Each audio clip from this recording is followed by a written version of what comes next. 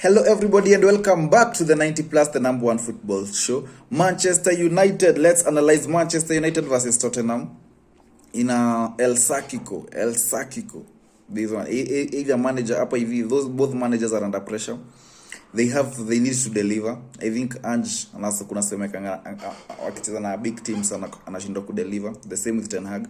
At least Ten Hag ako home, but I know, najua. By the way, if you analyze this Tottenham side, hii Tottenham side, it's a very underrated hii season.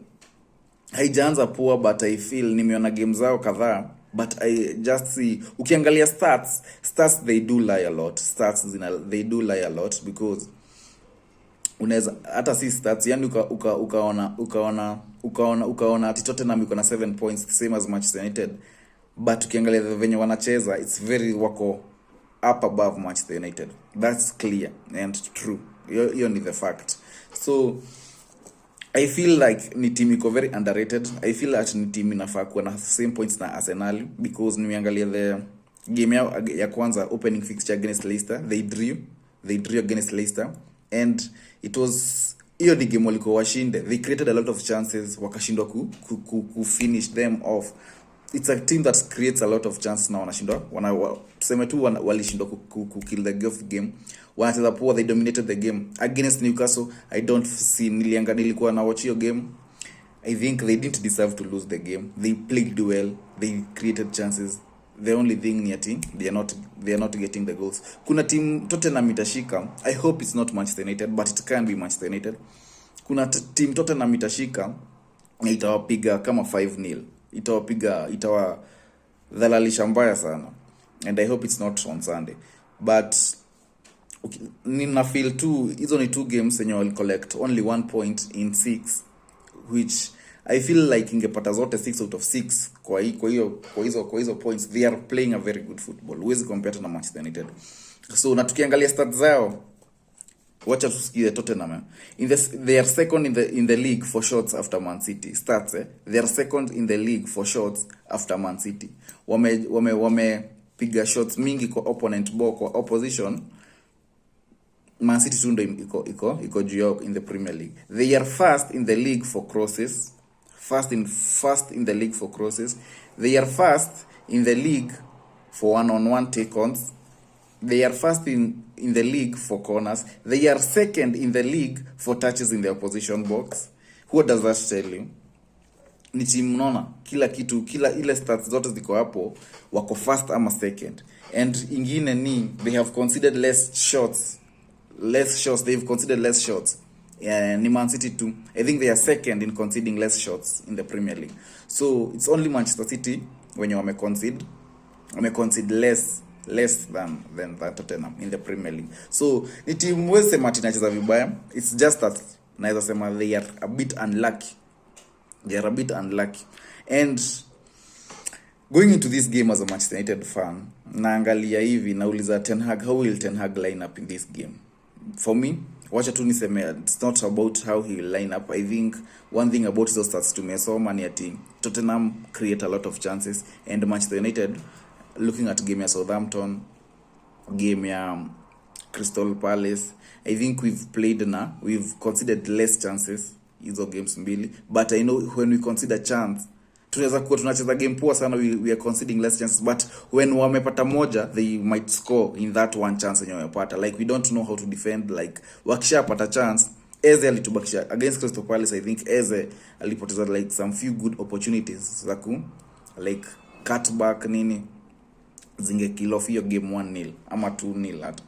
They didn't create, but when the moment they created a chance, ilikuwa inaonekana tu hapa they are going to score anytime, Crystal Palace.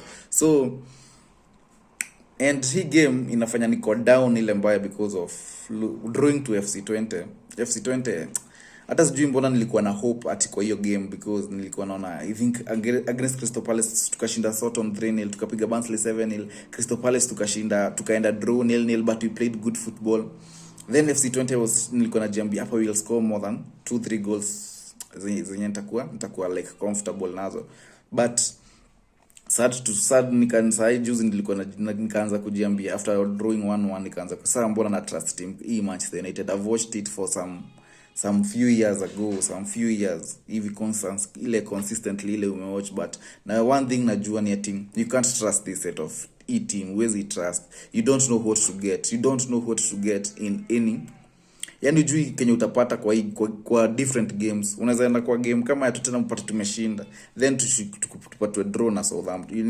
You don't know what to get. So against FC Tottenham nilikuwa nimeona kama kuna rhythm kameanza kubuild, but they did what they do and wakadraw your game.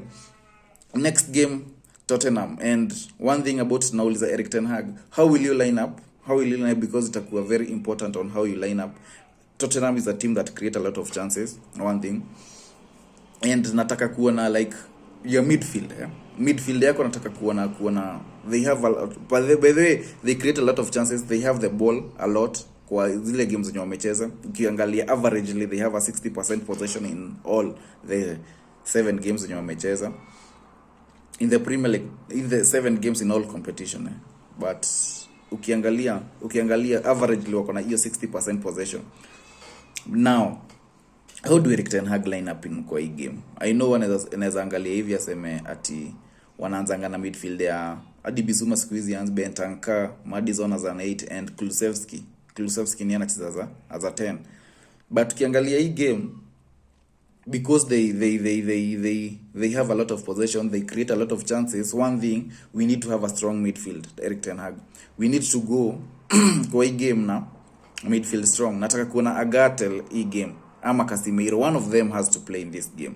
If ukifanya ile ufala nafanyanga ya ati kwanza Kobe Maino 6, Eriksen na Bruno, I think so it will be in those 3 players in the midfield, because kama hatutakuwa na ball, kama Tottenham tukafanya what tunaweza sema hivyo, tuanze na hiyo midfield, then Tottenham ianza kutuchezea possession, who will win the ball? Eriksen hizi. Kobe Maino is not a tackler ati useme ati atawin games, ati atawin ball after ball. Hiyo atachoka zaidi, na kama tuna defend na that kind of system ya Eriksen, Kobe na Bruno, I think we can consider a lot of goals. It's at Old Trafford Sikatai, but I think we can consider a lot of goals. Na venye nimesema tu Tottenham itapiga mtu 5 anytime, not na I hope see Sunday. Ten Hag needs to start Agate or Casemiro in this game at least tukuwe na compact, in case wakuwe na ball, tuko na mtu anaweza intercept plays, mtu physical anaweza piga tackle moja safi na mnafurahia. I think Kobe Maino has to start as an 8, and maybe Agate or Casemiro has to start juu ya ku-intercept kama in case we don't have the ball ama nini. In the 10 role ikona debate, a lot of debate, but I know Erik ten Hag won't drop Bruno. That's a fact. That's a true fact. 100%. Hata tushinda hapo mkimone Bruno achezi poa, I know that's a fact. Hata mdrop. So I expect to see either Agate Casemiro as a 6, Kobe Maino as an 8, and Bruno as a 10. Hapa hivi ndo kuna issue for me. Kulingana na mimi hii game, I think ningeanza Rashford, because unajua Tottenham plays with a high line, and najiuliza hii game how will we tutaendaje tutaapproachaje hii game, tutaenda to defend, and because they put a high line to break on the counter, ama tutaenda to express how tunataka kucheza. Ten Hag ni mtu wa maajabu, by the way. You will never know what to get. Ujui Kenya di lineup utapata hata haina Zaxi na haina Højlund, itakuwa na Mount Force 9, Bruno 10, ama Bruno Force 9, Mount 10, and then maybe Rashford and Garnacho, maybe atabenjadi Ahmad. You never know what to get by the Erik ten Hag. So it's a difficult game for me. Ile lineup ningesema Bruno hapo, Rashford ningetaka acheza hiyo because of hiyo high line, tuone kama tunaweza exploit hiyo high line na mbio yake. And staki anza ati nani in the number 9 position kwa hii game. Ningetaka kuwa na Højlund kwa hii game, because just tactical ukwe tu tactical Erik ten Hag, because if hao majamaa wana putting high line, kazi ya Zaxi inakuanga gani? Kuchukua ball, kulay it off kwa opposition, and the moment anachukua, yani he's not physical enough. Si kama Højlund ata struggle a fight for the ball, unaweza mwekea through, he's fast, anaweza kimbia, unaona. He's not that kind of a player. Ni yule player wa kuchukua ball, kuilay off kwa mtu kama Rashford, linking up play. He's good at linking up plays. So just kukua tactical tu because wataweka high line ile time nani anaguza ball, ile time na unajua yeye hakaangi na defender ati attack na Van der Ven pale. He plays like a 10, atakuwa amemwacha ako pale like hapo mbele, na kwenye atakuwa anaguza hiyo ball najua itakuwa half yetu. Hakuna haja tucheze na striker kama huyo mwenye akiguza ball tutakuwa kwa half yetu, then wa press kiasi umote tuna wanapata possession haraka. I would like tuanze na Hojlund, akaina Van der Ven, may give him sleepless nights, mpush fight na yeye, Rashford on the wing, Garnacho kwa hii wing nyingine. That is how I could line up. Naweza pia just a break kwa hiyo game. Nianze Rashford because I think when Garnacho is on the pitch he makes things happen, and hii game naona ni highline nataka Rashford aanze because nataka I know inaweza kuwa ni kama accommodate Garnacho na Rashford kwa pitch moja, but I think you have to put out your best 11 and itakushindia hii game. Maybe Ahmad is a good player, sikatai. He was one of our best winger, but also hata anaweza kuja kiwa sub. It's still okay. It's still okay.